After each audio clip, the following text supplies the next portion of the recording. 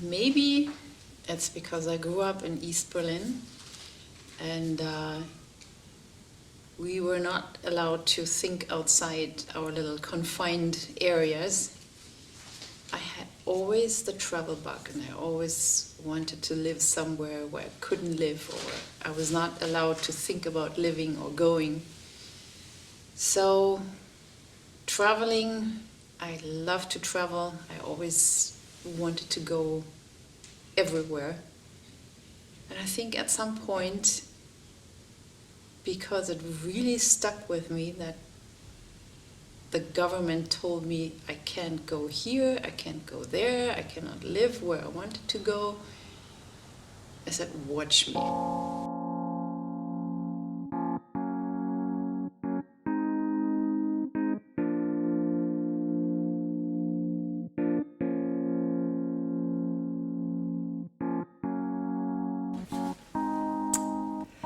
I'm going to tell you a story about the greatest adventure I've ever embarked on.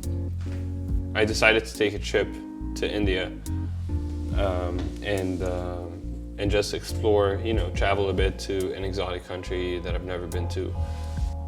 I had an overbearing urge to travel in the Trans-Siberian Railroad. And we had a friend who is from South Africa, and she invited us over. Who goes all the way to Africa and bump into an uncle? There's no way you do that. That's exactly what happened. It was totally different than I thought it was gonna be. We get out of the airport somehow, and we get into this giant Hummer with this Ethiopian rapper who is like supposed to be like, we're supposed to be his backup dancers, and he takes us to this dodgy as all hell motel. Like, I swear to God, It's very urban, and everything is gluten-free, and I thought I was going to be eating meat every day and not have many options, but they're very much ahead of their time, even maybe more so than New York is in certain aspects, even though they're apparently a third world country. Through myself in this culture, it's like India is like a cultural. It's just an explosion of colors and just religion and everything. The train has inspired me for so long. My whole thing about being a passenger developed on the train day and night and through all of these countries, and the wild, unforeseen beauty and all the different stops that you can get off at and explore everything, yourself, others, nature. Every time we'd get picked up in this like massive Hummer with dudes, and they had fucking guns, like AK-47 type automatic weapon guns, and I'm just like, but unscathed. I'm still going like, life. This is normal. And you come into these places sometimes and there's not a soul in sight. There's just the white birch forests or darkness, complete darkness and silence, and you don't know if a pack of wolves is going to come get you, but you just have to trust the next 10 feet and keep going and be fearless. What going to Siberia is learning how to be fearless. I have never felt more unsafe in my whole life, and I do a lot of shady stuff. But yeah, just to back up, I decided to go to India and perhaps work on a project about a tribe that I watched a documentary about a photographer's journey in India, and one of the tribes he was photographing are called the Aghori Sadhus. And they're basically wandering monks that perform unusual rituals that are taboo to like Hindu people, to all people. Like they perform cannibalistic rituals. Everything is so pure. The food is so pure. I've never tasted food that tasted like that I've been eating my whole entire life. and everyone has a garden, everyone has a country house, everyone gets together and they all share this food and they interact and they really have an experience filled with humanity and real connection because of the simplicity of their lifestyle that leads to just joy.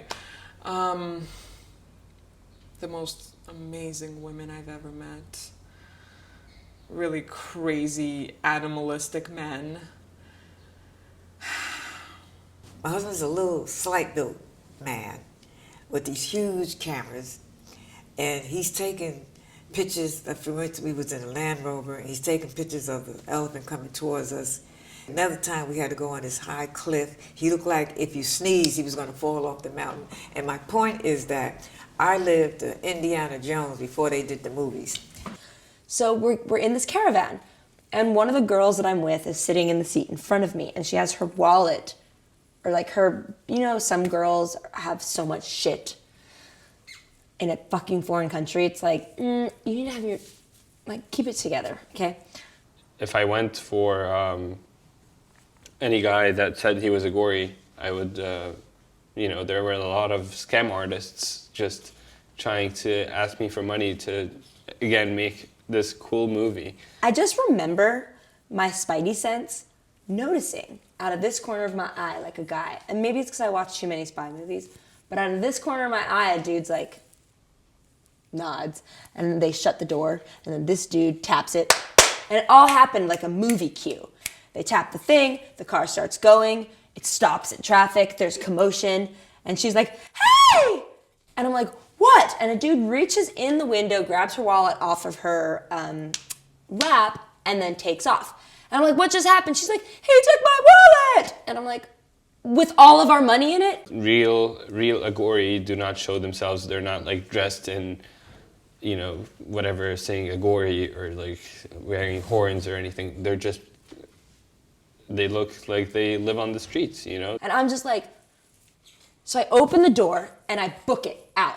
Every time that movies came up and we looked at it, it was like, this is what we were doing. We was going through mud just so he could take this picture. Running in this muddy ass streets of this village in Ethiopia, Mercado, jumping over like dudes with no legs, goats, shit, like. They just believe in doing everything that's taboo. They would eat poop and drink pee, like, yeah. So yeah, I just threw myself in that journey, and I was able to capture very raw moments of me doing stuff that I would have never imagined myself doing. My parents saw the movie, and I don't think they believed me when I told them I would be doing this. I told my dad not to tell my mom, but like after they saw the movie, they were like, "What the hell were you doing out there?" And I'm like running, and I finally like find him, and this crowd has got him, and they like are yanking him to the police station, which is just like right around the corner, which then they grab me and are taking me to the police station, and then they throw us into this room, which I later find out is a cell. But there is no greater feeling than being in that divine wilderness in Siberia. And I know it has a really bad rap in America. But, so now I'm in this room, and it is me and some warden-looking dude, two men with large weapons and knives and like angry, and the guy that robbed us on the floor, still holding the wallet, being beaten, like, and I am not even talking about like beaten up like you see in a movie. Like they are just beating, like they beat him so hard that his blood splattered onto my pants. Even the civilized parts are still so raw. The country is ungentrified, is a way that I could call it. And he's like crawling towards me and like begging me, and I'm like sitting there going, what, like, I can't help you. You robbed us. This is your country. Like, this is what happens, you know? I felt horrible. And I got up and I was like, you can't keep me here. And I think I like dropped an F-bomb, and I saw the way this dude looked at me like, in this country, bitch, no. And like with his gun, and I like sat down like. So yeah, to me that was super interesting. It was exotic. I was like, fuck, I really want to see these guys for myself, and just, I wanted to be the guy that went out to India or like went out to a strange country and made something cool. So like an hour or two later, they take me and they take this dude and they put us in a van, and they tell my friends where we're gonna be, and they take us to the prison. And then they take me and the dude and they put us in a cell together. And it is just me and this dude, this poor man who is probably dead now.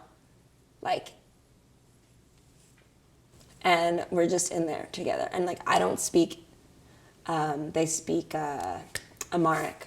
And I don't speak Amharic, and he doesn't speak any English, and he is just begging me for forgiveness. And I am just like, I can't forgive you because you didn't do anything wrong to me. You stole my friend's wallet and I chased you, and this is what's happened now. We were chased because we went at a very precarious time when they had the Biafran War, and you weren't supposed to have cameras at that moment. Sometime you didn't make it the next day. So there were times that we was running for our lives with his camera swinging off his neck. We running down there trying to get that camera for us, not taken. And it wasn't a derogatory picture, but it was not the time to be doing that. And that happened twice. But I felt like we were in it together, and I felt so bad for him. I felt so bad, and I wanted to help him, and I couldn't do anything to help him. So maybe like a couple hours later, they come and get me out, and then they say, okay, you need to go take pictures. And I'm like, what? So me and two guards with massive weapons, because I'm a threat, clearly, are walking through the town, and my friends are behind us. And the guard turns around, he's like, here's the wallet. And I go, great. And just joking, he like hands me the wallet, and I was like, sweet, bye. And I like turned to juke him out to go, and he goes, banana! We almost got caught by the police, which was interesting to have a police encounter. We like snuck into a high school pool at night to go skinny dipping, and then we, like, one of the people that lives there said we were too loud, and they called the police, and so and so the police were like it was like everyone was very angry, and guess we're not into comedy here. Haha. No, it was not funny. There's like no humor, which is something I think Americans take for granted. Like, we have this sort of like tongue-in-cheeky, like flirty, joking thing that is so white privilege in a sense. Like, it's just kind of bizarre that I thought I could like joke around with a dude with a semi-automatic weapon. the same thing that happens everywhere. There's so much crime, and you're coming here and stopping us because we like climbed a fence to go use a pool, and they were very upset. And luckily us Americans were like, we don't have our passports on us, like what do we do, we just kind of like, we're playing it cool, and I've never almost gotten arrested before, so that was fun. So we go into this, where you get like family photos taken and you wear the cowboy hat and it's like glossy? They kick down the door, yell at this family with their little kids that have little ponies, little cowboy hats on, and they make them go up against the wall, and they tell me to shake out the wallet and put everything out. And I'm like, what? So I obviously turn all the credit cards over and all the IDs over, and they like take a picture of all the stuff. They make me put my hands next to it. They make me lay down next to it. And I was like, do you think I can get a copy of these? No, we're not doing jokes. Okay, great, I'm fine. My friends are still outside fucking crying. And then they take the pictures and they point them at the guy to develop, and they go da-da-da-da, and he like takes the card and he goes and he puts it in and he prints them out, and they like come out, and they give it to the guy, and they just look at me and they say, bye, and they walk away. And I'm just standing there. This family is crying, children crying, and I'm just standing in a photo studio, like, and the guy's like, do you want the picture? And I'm just like, what? So I found when I was in Greece, invited to teach on faculty of various art centers, I was shown this wonderful temple of Aphea on the island of Aegina. And when I saw it, it was a very sudden recognition of a place that I knew and I had been before in one of my previous lives. I knew that. People always ask, how do you know that? And then I answer, either you know it or you don't. What I believe is a good sign of a good trip is that you already want to come back before you left. So I'm going to go back for sure. I can't wait to get on the train again. It was really like a flashback, and I knew this is where I have been working as a dance priestess, a temple dancer, and I am returning to that temple every year to gain more strength to survive yet another winter in New York. As I was passing by the taiga, which is like the, I guess, dead forest, deserted forest desert, which just spans thousands of miles, I would wake up and just see nature upon nature upon nature, the wildest wild, the darkest nights, the beaming twilight that would spur these creative rants of poetry and philosophy. And I don't want to be like the guy that says, you know, I went to India and found myself. It's just like, I know that sucks. But it was like, you know, the experiences I got there did affect my life and my outlook on life. And I think my decision to go to India and like create a piece, whether it was good or bad, it's something that will change, or it has changed my career path. So that's another, like I said, check of one of the things that I did in my life. You know, I go to Italy every summer, and I do it over there. I go from one incredibly beautiful place to another. I go to Venice, I go to Tuscany and Umbria and the lakes, Bellagio and Lake Como, Lake Garda, Lake Maggiore. I go to Portofino and Cinque Terre. They're all beautiful, beautiful places that I hope are still beautiful when you're watching this